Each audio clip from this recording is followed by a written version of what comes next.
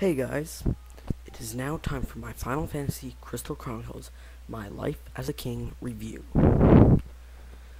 And once again, we will be starting up on design. But before I go to that, I just remembered something. Okay, between the time I bought this game and now that I'm reviewing it,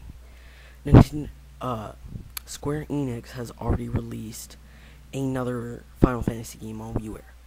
Final Fantasy IV, The After Years, which goes with the Final Fantasy IV on the Nintendo DS, which was a remake of Final Fantasy II, which I have on the Super Nintendo, which is a totally amazing game. Seriously, if you can't get it on, because it's on a virtual console, definitely buy the DS version. Even though the Super Nintendo version is way better. And I don't know about that WiiWare game, but because it's like a sequel to Final Fantasy II, which is the greatest Final Fantasy game ever, it looks very badass. But anyways, okay, let's just get into the design segment, because I just sort of jumped off for a bit. Okay, now, as I said in my FFCC, this looks really good for a Wii game. Well, not super good, but good. Especially considering the fact that it's a WiiWare game. Not just a Wii game, a budget title WiiWare game. Well, honestly, nothing from this game seems budget title because it was Square Enix. So anyways, audio-wise, there isn't a lot here. There's nothing here. No memorable soundtracks. You get the same theme every day. No VO. There's just nothing there. The story continues the story of Final Fantasy Crystal Chronicles, which I never played, because I haven't played a Final Fantasy game within 10 years, ever since once the Super Nintendo games were done. I just never played another Final Fantasy games. I don't like the 3D action things. Those are just plain weird. So I just thought this would be sort of interesting to see a simulation Final Fantasy game. And so it looks really good. Audio, nothing. Story, it's okay. The story is actually very interesting. Okay, guys, now talking about the controls. Thing I like is that there are 3 different types of controls: Wiimote and Nunchuck, GameCube controller, which is the one I prefer, and classic controller. They all work great. There's no real reason you'd pick one over the other. It's just cause, I don't know, the GameCube controller, I just like it. I just like the feel of the GameCube controller and everything. And you guys all know that the GameCube is actually my favorite console, so. And I don't really like the analog on the classic controller. It's okay, the arrow pad's okay for virtual console games, just not the analog stick. It doesn't quite work. And Wiimote and Nunchuck, I just don't know why I'd want to use that, even though there's no Wiimote capabilities or anything, so you just use buttons. So if I want to use buttons, I use a GameCube controller. Okay, now we're gonna talk about the challenge, which, damn, this game is freaking hard.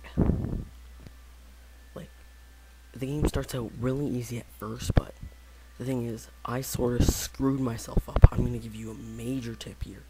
Hopefully this will save your life in the game. Okay, first of all, when you're building buildings, like building houses, put them on the total outskirts, the very far ends of the kingdom. Only put the stores and the weapon shops and the magic training places, the schools, in the center area. Because the way I did is all the buildings are sort of separated all over the place. So by the time my guys actually go around and get all their stuff, the day's already 9/10 done. So they don't even have time to get to the dungeon, because they gotta run to one side, to the other side, to the next, to the next. So hopefully that will help you. And if you haven't guessed yet, the days aren't real time. I showed that off in my films. Each day's 5 minutes. so you really don't have a lot of time to work with. You pretty much set up a bulletin, and then everybody runs that bulletin, and you sign them their jobs and whatnot.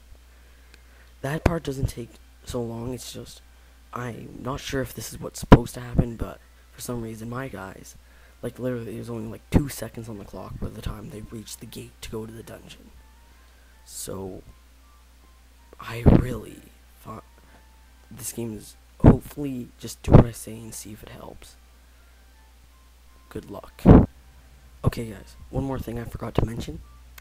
This has to do with how you're like the child king and everything.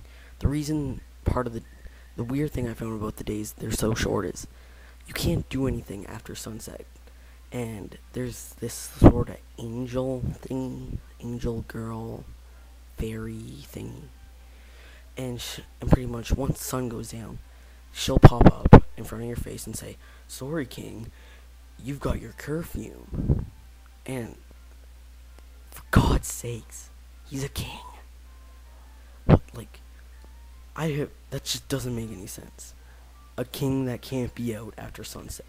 I get that he's a kid, but seriously, that just doesn't make any freaking sense. Okay guys, now it's time to talk about the gameplay / value segment. Now, I didn't like Animal Crossing City Folk. I bought it, had super high expectations, hated the game, got bored with it in a month. This game is strangely addictive. I don't know. For some reason, I've had this game for like half a month now. The weird thing is, I'm still playing it. Well, I'm not playing it like every single day, but the moments I do turn it on, I'm not able to turn it off for like 2 hours. Like the game, like the moment you started playing, you'll just be sitting there doing your kingly stuff for 2 hours. I'm not sure like days how long this game's gonna last you, but you're definitely gonna be putting a lot of hours. And here comes the big value segment. Now, you guys probably all know about this game, that it's not a WiiWare game technically. It's pretty much just because it came out very early on the WiiWare, and it's pretty much like there were loads of Wii games out, so Square Enix was just looking for an interesting way to advertise this game. Because the game, if you buy the full game with all the DLC, it's over $60. They could have just given you all the DLC off the bat and made it a Wii game. So, my advice, don't waste money on DLC. The game itself cost $15. I haven't needed any DLC. There are like extra dungeons that I might buy when I finish the game, but for now, definitely don't like before you even start the game, buy all the DLC. Make sure that the DLC is something you really want, because if you're gonna buy it all, then the overall game is like over $60, and that's pretty expensive. Anyways, in opinion, because this game is so addictive, I'd give it an 8.5, quality an 8, and in total a buy.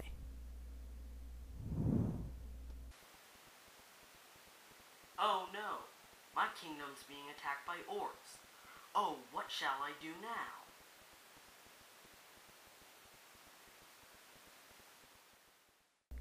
Sorry, King. It's time for your curfew. Aw, screw. Can't really do anything much more now, but say goodnight.